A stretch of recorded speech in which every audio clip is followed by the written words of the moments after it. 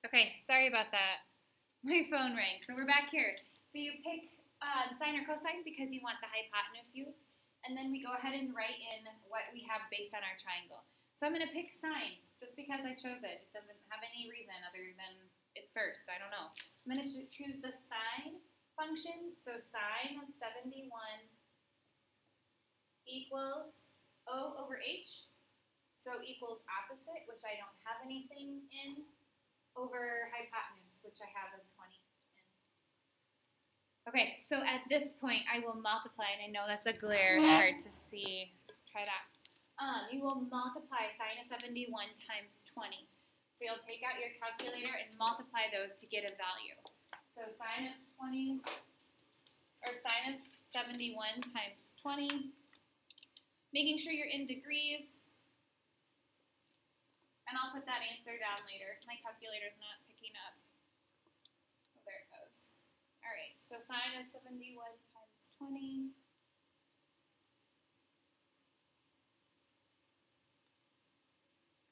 Okay, yeah, I'm not going to mess with it now. My calculator's not working like I want it to. So you'll have to figure that piece out on your own. I'll put answers in later and take a picture of it for you. But there's your first example. That's what you do first. Second, you will go back, and now you'll do cosine. So I did my sine function and got the value for this, and now I'm going to do cosine and get the value for adjacent side. So I'm going to do cosine of 71 equals adjacent over hypotenuse. And now this time I'll do cosine of 71 times 20. So cosine of 71 times 20 will get me the value of the adjacent side. So once you have all three sides of the triangle, all you have left is angle B. You want to find this angle here. To solve a triangle means you figure out all the parts. So all three angles and all three sides. The third angle comes from just taking 71 plus 90 and then subtracting that from 180. Okay? So this angle right here, angle B, comes from 180 minus 71 minus 90. To give you your angle B. And then your triangle is solved, okay? So then you have all pieces that you need. So the triangle, or the angle B is 19. All right, and the faster, there is a slightly faster way to do that, but I'm not going to explain it right now. If you figure it out, great, use it. Okay, so I'm going to go ahead and show you one more thing.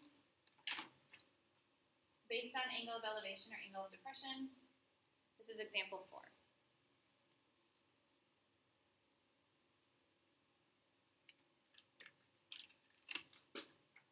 All right, so basically it's the same idea. You're going to use trig functions. You're going to use sine, cosine, or tangent, but what you're finding will change slightly. Okay, so we're talking about a parasailer attached to a boat with a rope. The rope is 300 feet long, so that's labeled here. And then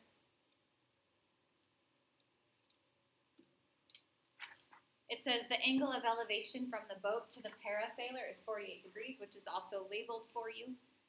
Estimate the parasailer's height above ground. So the H is what we're trying to find.